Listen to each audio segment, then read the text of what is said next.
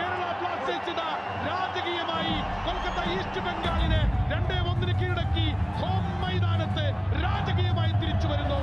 വിജയവും പരാജയവും ആത്മവിശ്വാസവും പ്രതീക്ഷയും മാറി മറിയുമ്പോഴും അയാളുടെ അഭാവം ചോദ്യം ചെയ്യപ്പെടുന്നുണ്ട് എന്നത് ഒരു യാഥാർത്ഥ്യമാണ്. ഒരു കളിക്കാരനെ മാത്രം ഡിപ്പെൻഡ് ചെയ്ത് മുന്നോട്ട് പോകേണ്ടതല്ല ഒരു ക്ലബിൻ്റെയും ആരാധകൻ്റെയും മനസ്സ്.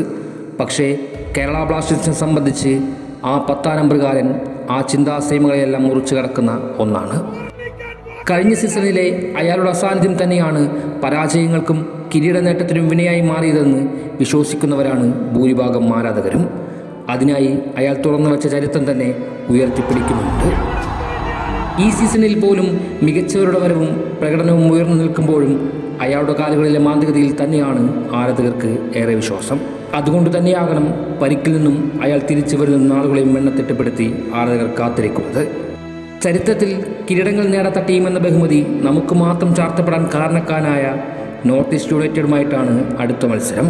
യഥാർത്ഥത്തിൽ കിരീട ജേതാക്കളുമായുള്ള പോരാട്ടം. പതിയെ ISL ചരിത്രം വെട്ടിപ്പിടിക്കാൻ ശേഷിയാർജിച്ചവരുമായുള്ള 1-ാം അംഗം. ഇവിടെയും ചോദ്യമാകുന്നത് അഡ്രിയാൻ ലൂണ കളിക്കളത്തിലേക്ക് തിരിച്ചു വരുമോ എന്നത് തന്നെയാണ്.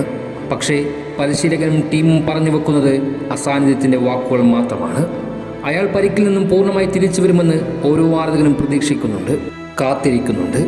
ഒരുപക്ഷെ ഇതേ മത്സരത്തിൽ ഒരു സബ്സ്റ്റിറ്റ്യൂഷനായിട്ടെങ്കിലും അയാൾ തിരിച്ചു വരുമെന്ന് ആഗ്രഹിക്കുന്നുണ്ട്. ജിതിൻ MS എന്ന മലയാളി അടങ്ങുന്ന നോർത്ത് ഈസ്റ്റ് മുൻനിരയെ പിടിച്ചുകെട്ടാൻ ബ്ലാസ്റ്റേഴ്സിന് സാധിക്കുമോ എന്നതിൻ്റെ അടിസ്ഥാനത്തിൽ തന്നെയായിരിക്കും ഈ മത്സരത്തിൻ്റെ വിജയ ശതമാനം ബ്ലാസ്റ്റേഴ്സിന് അനുകൂലമാകുമോ എന്ന് തീരുമാനിക്കുന്നതും. മറിച്ച് ഒരുപക്ഷെ നോഹിയും ജമുനസും പെപ്രയും അടങ്ങുന്നവരുടെ പ്രകടനവും വിജയം നേടിത്തന്നേക്കാം. ചിലപ്പോൾ ഈസ്റ്റ് ബംഗാളിനെതിരെ അവതരിച്ച ദൈവങ്ങളിലൊന്ന് ഇന്ത്യൻ താരങ്ങളിലൂടെയും പ്രത്യക്ഷപ്പെട്ടേക്കാം. മത്സരഫലം വിജയം തന്നെയാകണം. കൂടെ ലൂണയുടെ തിരിച്ചു വരും.